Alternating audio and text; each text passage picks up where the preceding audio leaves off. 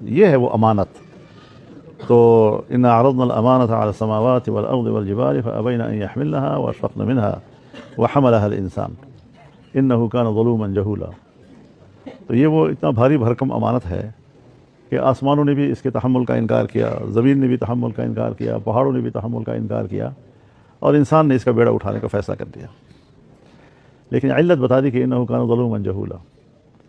اب یہ مقام تو مدح کا ہے، لیکن ظاہری الفاظ میں ذم بیان کر دیا. لیکن یہ ذم نہیں ہے. ظلوم وہ ہوتا ہے کہ جس میں استعداد عدل ہو. جہول وہ ہوتا ہے کہ جس کے اندر استعداد علم ہو. تو آسمانوں میں، پہاڑوں میں، زمین میں استعداد ہی نہیں تھی. تو آسمان کو کوئی یہ پکار کے نہیں کہتا کہ وہ جاہل، پہاڑ کو کوئی نہیں کہتا کہ تو جاہل ہے، کیونکہ وہاں استعداد ہی موجود نہیں ہے. لیکن انسان کے اندر چونکہ استعداد موجود ہے، تو ظلوم و جہول یہ اس صورت میں ہے کہ جب ظرف مظروف سے خالی ہو. تو جب ظرف مظروف سے خالی ہوتا ہے تو پھر ظرف اپنے نام سے پکارا جاتا ہے، لیکن جب اس میں مظروف آ جاتا ہے تو پھر مظروف کے نام سے پکارا جاتا ہے. گلاس ویسے گلاس ہے، اور گلاس ہے اور گلاس ہے. لیکن اگر پانی بھر دیا جائے تو یہ پانی لیجئے، شربت بھر دی جائے تو یہ شربت لیجئے، 7 اپ بھر دیا جائے، پیپسی بھر دی جائے تو اسی نام سے پکارا جاتا ہے. پلیٹ خالی ہے تو اس کا نام پلیٹ ہے، رکابی ہے.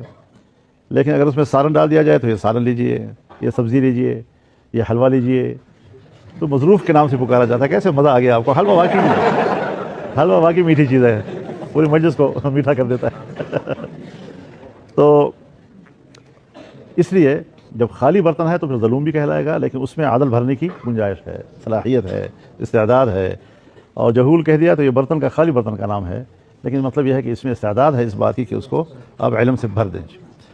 تو اب ظاہر ہے جی کہ وَعَلَّمَ آدَمَ الْأَسْمَاءَ كُلَّهَا، اللہ نے حضرت آدم کو سب علوم عطا کر دیے. تو جب اللہ نے حضرت آدم کو کائنات کے تمام علوم عطا کر دیے تو اس کا معنی یہ ہے کہ بنی آدم میں یہ استعداد موجود ہے کہ وہ ساری چیزوں کا علم حاصل کر سکے.